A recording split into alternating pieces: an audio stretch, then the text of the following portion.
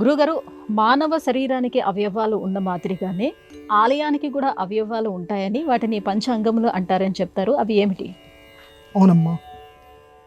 ఆలయ ఆగమ శాస్త్రం అంటారు. ఆగమ శాస్త్రం కూడా మనం చదివి తీరవలసినటువంటిది. దేహానికి ఏ రకమైనటువంటి అవయవాలు ఉన్నాయో ఈ దేవాలయానికి కూడా అవయవాలు ఉన్నాయట. దేవుడి యొక్క గుడికి నాభిస్థానంలో మూల విరాట్ ఉంటాడు. మన శరీరంలో నాభి ఎలా ఉంటుందో ఆ గుడికి మొత్తానికి నాభిస్థానం. నాభి అంటే మనందరికీ తెలుసు, ఎందుకంటే మొత్తం 72,000 నాడులు అక్కడ కొలువై ఉంటాయి. మన పూర్వజన్మ వాసనలన్నీ కూడా ఆ తల్లి పేగు అక్కడి నుంచే కదా మనందరికీ కూడా అక్కడ కొలువై ఉంటాయి. వాసనలన్నీ కూడా అక్కడ బంధించబడి ఉంటాయి.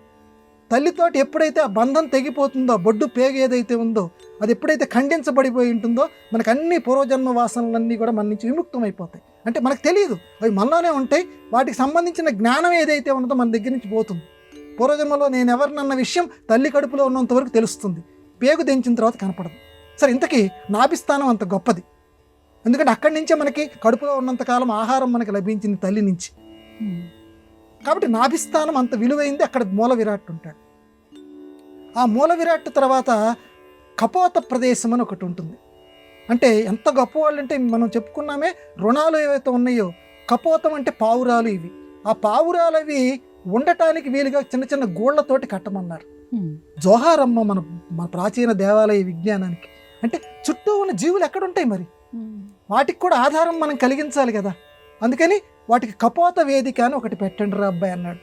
అందుకని కపోత వేదికలు పెడతారు. అందుకే పావురాలు మనకి గొళ్ళ మీద కనిపిస్తూ ఉంటాయి. నిజమైన గుడి అలా వాస్తుశాస్త్రం, దేవాలయ ఆగమ శాస్త్రం ప్రకారం కట్టినటువంటి గుళ్ళ విషయం చెబుతున్నా. తర్వాత రాజవేదిక అని ఉంటుంది. రాజవేదిక అని అంటే కొంతమంది ఉంటారు, నడవలేరు పాపం. నువ్వు ఎంత బలవంతం చేసినా ఎవరైనా పట్టుకొని వచ్చి వస్తే కానీ స్వామివారి యొక్క దర్శనం చేసుకోలేరు. అలాంటి వాళ్ళు దూరంలో ఉంటారు. ఆ దూరంలో ఉన్న వాళ్ళకి కూడా స్వామివారి యొక్క దర్శనం లభించాలి. ఏం చేయాలి? మూల విరాట్ ఎవరైతే ఉన్నాడో ఆ మూల విరాట్ లక్షణాలకు పోలినటువంటి విగ్రహం ఏదైతే ఉన్నదో ఆ విగ్రహాన్ని తీసుకొచ్చి అక్కడ పెట్టండి రా అబ్బాయి. అక్కడ పెడితే ఆ రాజవేదిక అంటారు.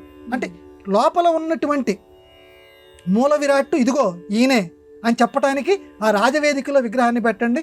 ఇక్కడికి రాలేనటువంటి వాళ్ళు, దేవాలయానికి వచ్చేంత తీరిక లేనటువంటి వాళ్ళు పాపం మనందరినీ దృష్టిలో పెట్టుకొని వాళ్ళందరూ దూరం నుంచి చూస్తారు, ఆ లోపల ఉన్న స్వామికి నమస్కారం చేసుకుంటారు. రాజవేదిక. ఇక రాజవేదిక దాటిన తర్వాత కీర్తిముఖము అని ఒకటి ఉంటుంది. కీర్తిముఖం అంటే రాక్షసుల్లో ఒక గొప్ప రాక్షసుడు ఉన్నట్ట. వాడికి ఎంత విలువ ఇచ్చారో చూడండి. మనకి వాడి పేరు కీర్తిముఖుడు. రాక్షసుడిని తీసుకొచ్చి అక్కడ పెడతారు. ఎంతే వాడు గొప్పతనం అంటే, దేవతలకి రాక్షసులకి యుద్ధం జరిగేటప్పుడు వాడు దేవతల తరపున పోరాటం చేసేట. వాళ్ళు మంచి లక్షణాలు ఉన్నాయి. వాళ్ళు ఈ రాక్షసులు చెడ్డవాళ్ళు, నేను మీ తరపునే పోటీ చేస్తాను, మీ తరపునే నేను ఉంటాను, మీ పక్కనే నేను ఉంటాను అని చెప్పి వీళ్ళ పక్కన ఉన్నట్ట. అందుకని నీ పేరు శాశ్వతం చేస్తామని చెప్పి దేవాలయాల్లో వీడికి కూడా ఒక వేదిక కలిగించారు. అంటే ఒక చిన్న మెత్తు మంచి లక్షణం ఉన్న నెత్తిన పెట్టుకునేటువంటి సంస్కృతి మన సనాతన ధర్మం. మన ధర్మం అంత గొప్పది. ఒక రాక్షసుడిని, వాడి పుట్టుకతోటి రాక్షసుడైనప్పటికీ ధర్మాత్ముడు కాబట్టి ఆ కీర్తిముఖుడు అనేటువంటి రాక్షసుడిని ఇదిగో పైన పెడతారు. ఆ కీర్తిముఖ రాక్షసుడు అంటే వాడిని చూస్తే మనకేమని తెలియాలి?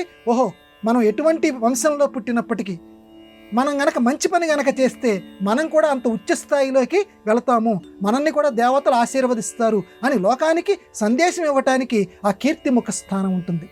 ఆ తర్వాత నెమ్మదిగా ఇక గోపురము ఇవన్నీ వరుసగా ఉంటాయి, అవి వేరే విషయం. ప్రధానమైనటువంటి ఇవి. కాబట్టి దేవాలయంలో ఈ రకమైన వరుసలు ఉంటాయి. మన శరీరంలో ఏ రకమైన అవయవాలు ఉన్నాయో ఆ రకంగా ఈ దేవాలయంలో ఉంటాయి. అది విషయం.